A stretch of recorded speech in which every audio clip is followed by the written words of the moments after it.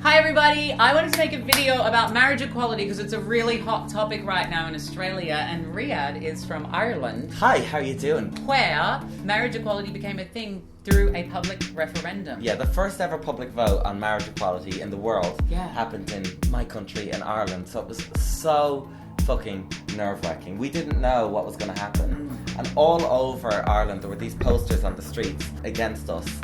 Said, someone think of the children, two men cannot bring up a child, and this is wrong, this is sick. It was horrific to see that, and to think that young LGBT people were going to see the same thing. Like, it's extremely damaging. Yeah. And not just young LGBT people, but young straight people as well, because it tells them that there's something wrong with being It brainwashes. queer. It does.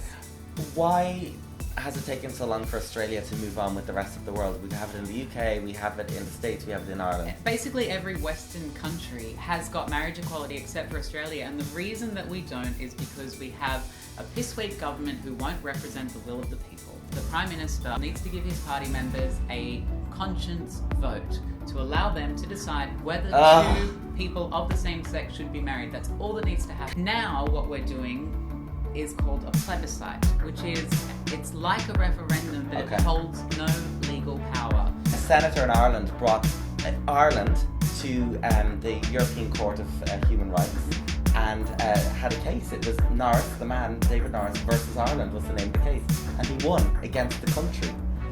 So it's people like that who have a voice and who use it and fight hard that make change happen. When it went through and we had the moment of, yes, it's gonna happen, my mom, my dad, my best friend were there. We're at Dublin Castle, and everyone, there wasn't a dry eye in the country. I think it's a matter of time. It is. It's definitely gonna happen, but it's just a shame that it's taken so fucking long. Do you know what I'd say? If you're Australian and you're watching this now, even if you're not Australian and you're watching this and you want marriage equality there, from working on the campaign in Ireland, the things that I've seen that work are social activism online.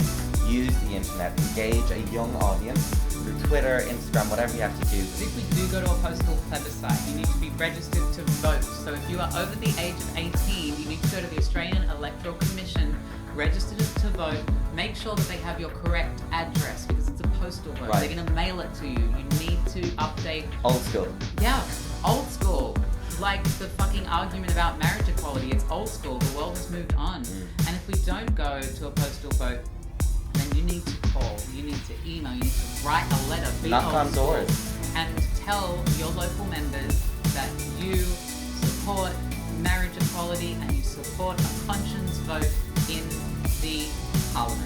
Courtney, you're about to hit the stage. I am. I'm going to go and get ready. Thank you for listening. Well, marriage equality, it needs to be a thing, Australia. And make sure you check out the video we did on my channel as well. And Courtney, give us a thumbs up. you opened up big time. Thank you. We did a confessional video. We did. Crazy stuff. Woo! Bye. Bye.